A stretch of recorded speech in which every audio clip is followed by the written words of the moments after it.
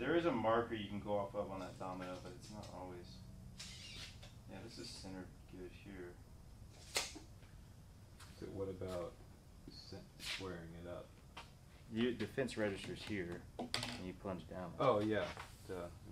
First we can do all the dominoes, and then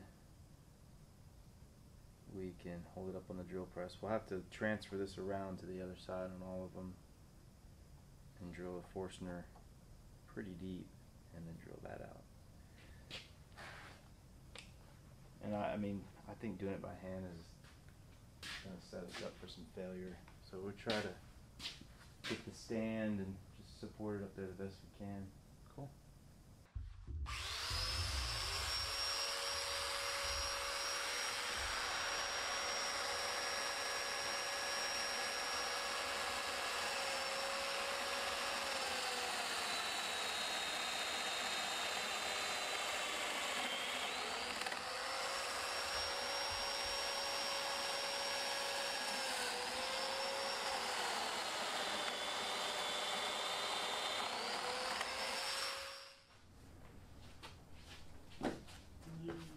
It's hard to get a grip on this thing. Okay. There we go. You get there.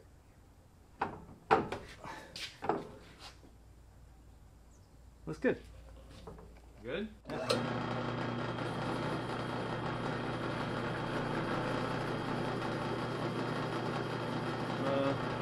Hold on.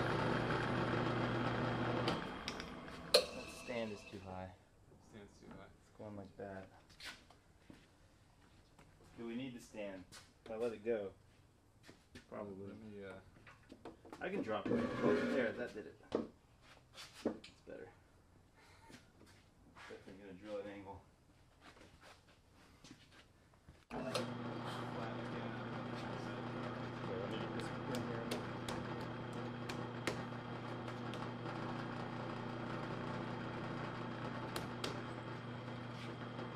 Up a little.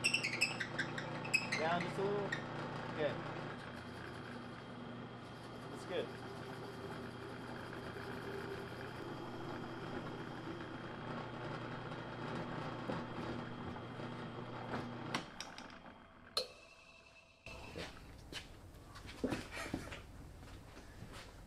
fine. It's really the way it has to be done now, right? Yeah, we need to change the bits, but we'll set it down to do that. I'm just saying, we couldn't really pre-drill that hole. No, you can. Yeah. Before you assemble it? Yeah. Yeah, that's the way you do it.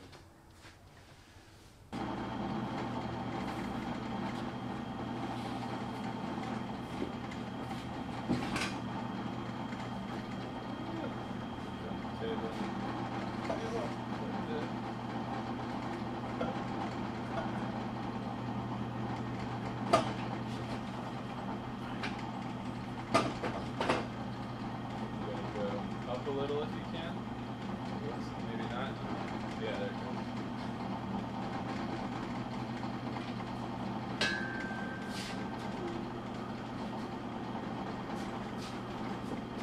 This is gonna be the hard part of getting this easily. Move it.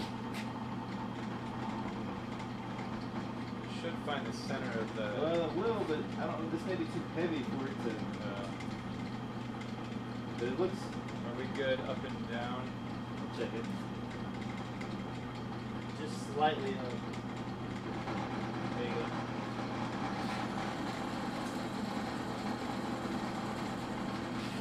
How do I know when to stop?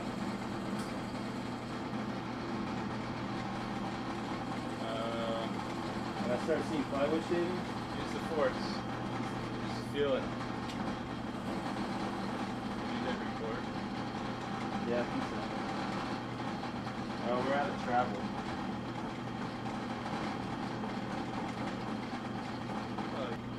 We're getting about 3/4. By hand.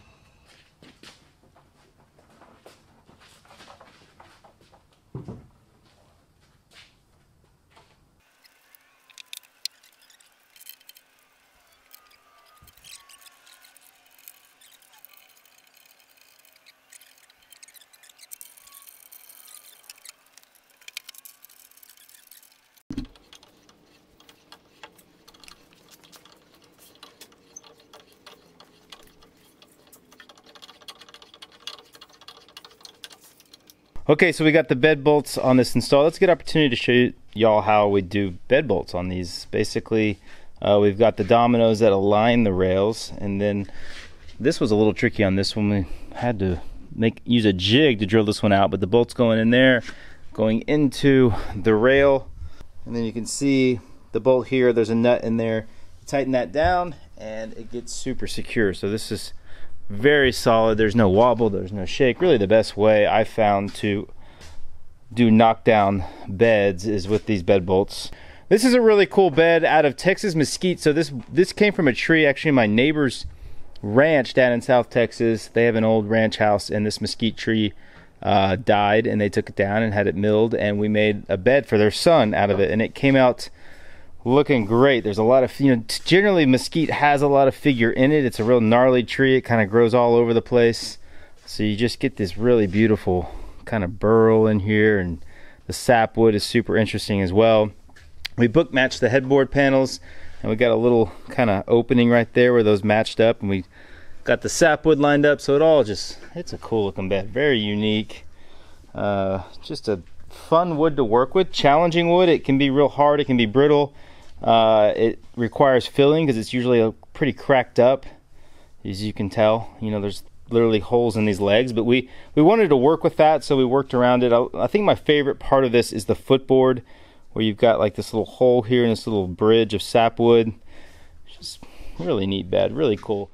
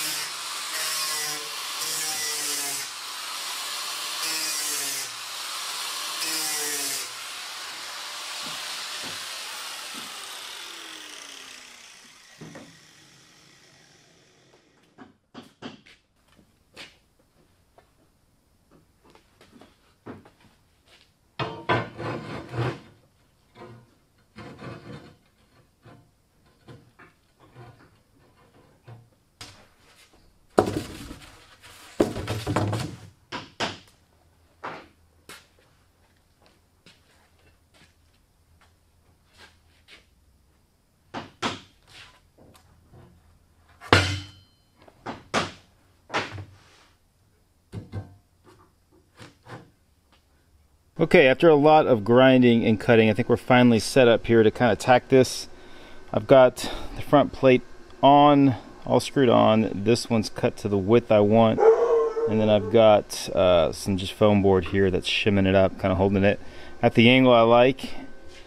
So I'll tack it, get a few tacks on it, and then we'll pull it off and get a full bead across it, grind it, clean it up. And I've got a little bit of work to do on these standoffs in here. Probably a few more beads on those as well, and then we're done with this front plate.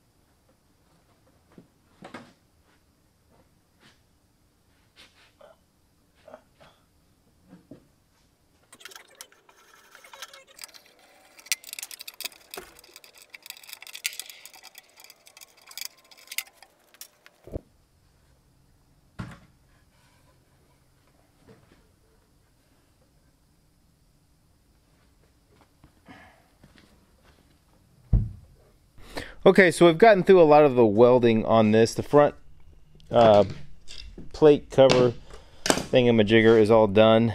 We've done some edge work, cleaned it up. I ground down the welds on the other side, and I've got all my standoffs tack welded on, and my bolts are in and good. So I've turned my attention to this. So we had this tacked up. Now I've run full welds on it, grinded it, and then I've added these little brackets on all four corners, and they're threaded, so they'll receive a bolt going through the bottom of the lectern, through the wood section, and into this.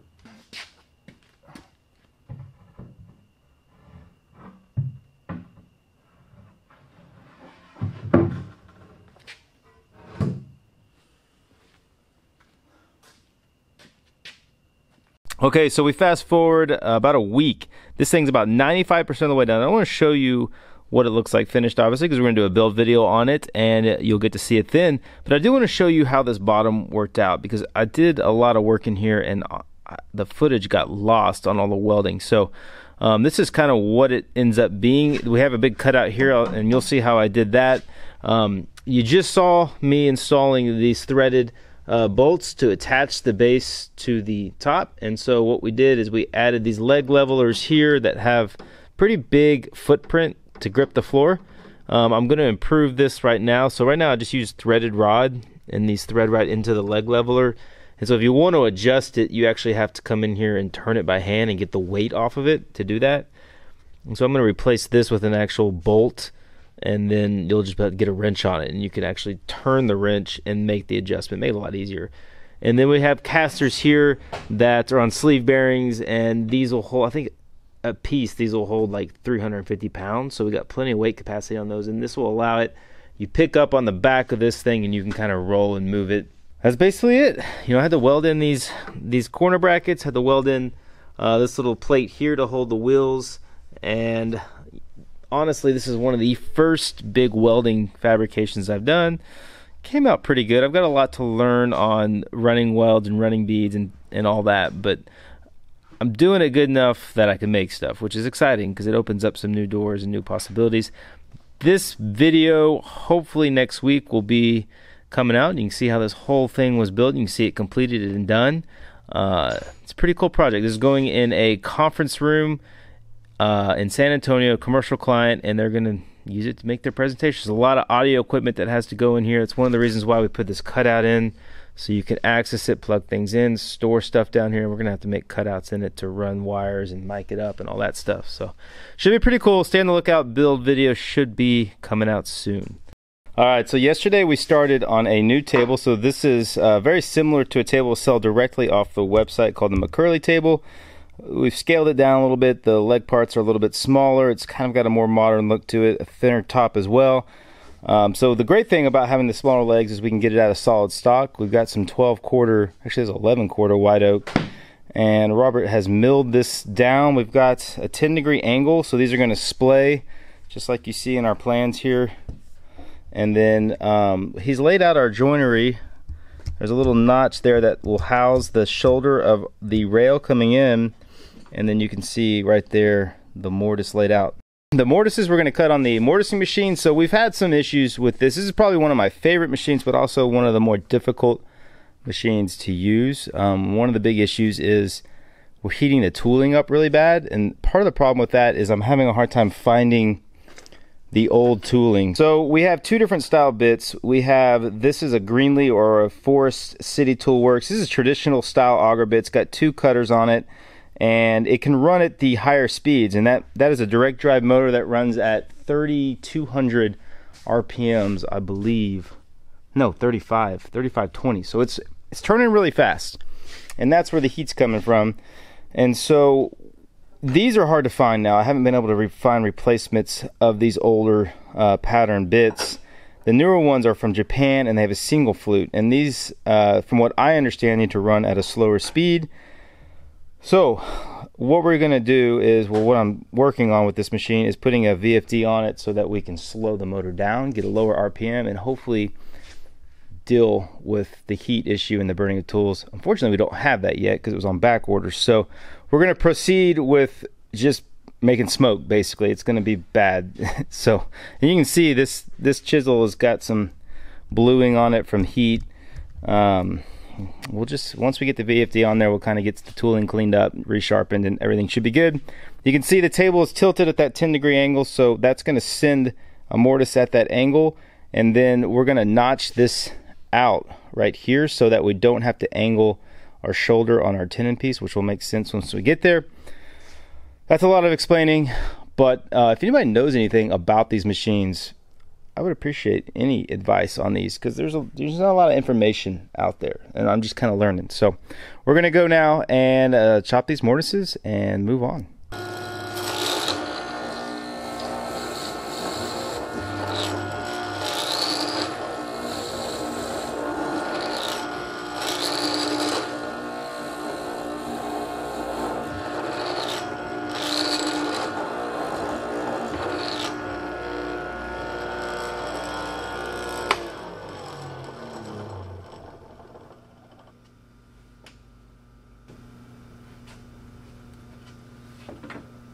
How'd that work? I bottomed out on the floor? Yeah, I didn't realize how low it was gonna go. So what you need to do is to raise everything, yeah. I thought there was enough travel, but not quite. It's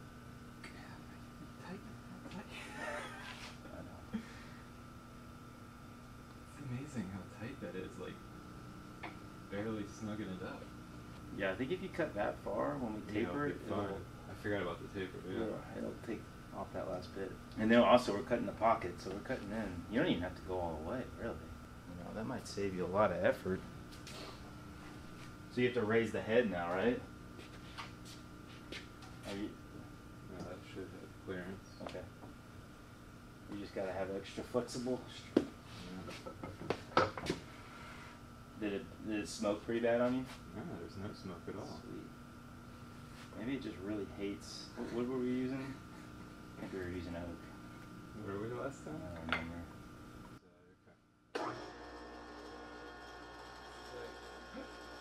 Okay.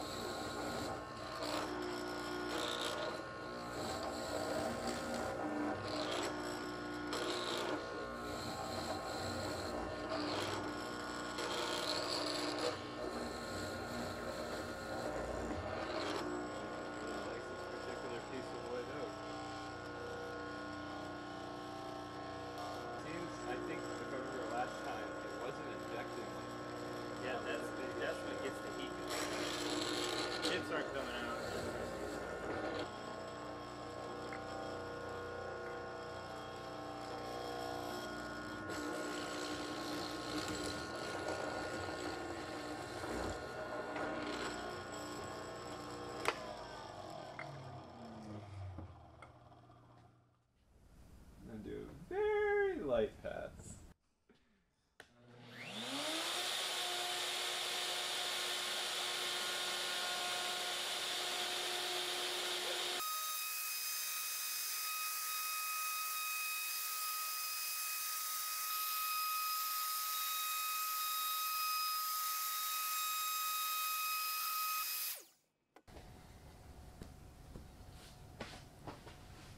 Man, that's exciting.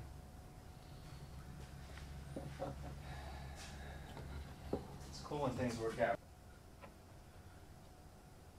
Seems right on, right? I think you got it, man. True. Pretty close. Yeah, I think you got it. The fuzzies, it's hard. Yeah. It's weird because looking at it visually, they look really close. Yeah, they're really close. Yeah, you got it. Good job. Feels good, right? Yeah. All right, the fit. Let's see how close we are there. Oh yeah. I think it's gonna be tight. Well, that's what we're going for. Yeah. Oh my gosh. Oh wow, fits perfect. I didn't even have to do anything. Dude, get out of here. What in the world? Now you just got to make sure you don't take anything off of it. We can't touch it now. Yeah. Dang, I thought I made it tighter than that. You could put a piece of tape on it for the other one. The other three. If that's what you think is smart. Yeah. Maybe a couple pieces of tape on each side. Just like one on each side. And then test it again. But you might also have snipe on it.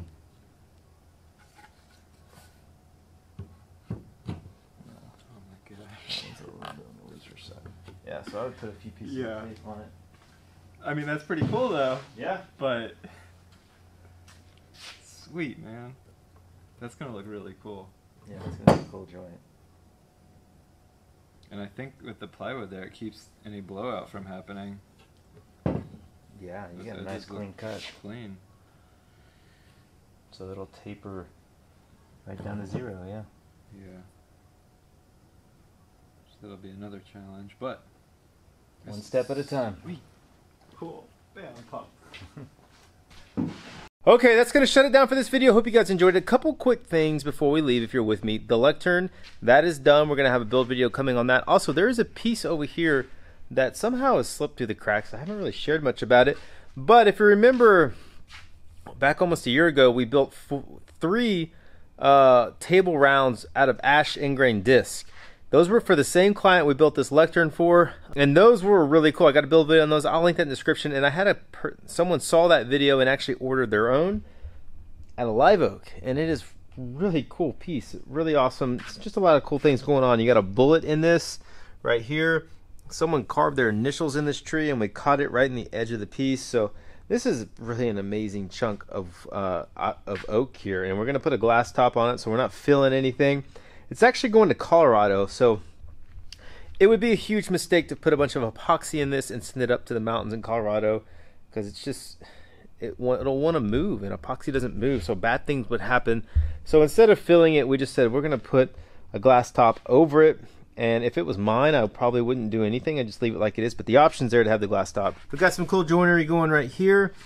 This curved bent lamb apron going all the way around, a dovetail in there. Just a really unique piece. So I just wanted to share that with you. I'll link the build video for the other ones down in the description if you want to check it out. The table that we worked on in this video, the joinery, it's all assembled and on the workbench. That's pretty much done, ready for finish. I want to share more of the details on this joinery because it's a really cool joint.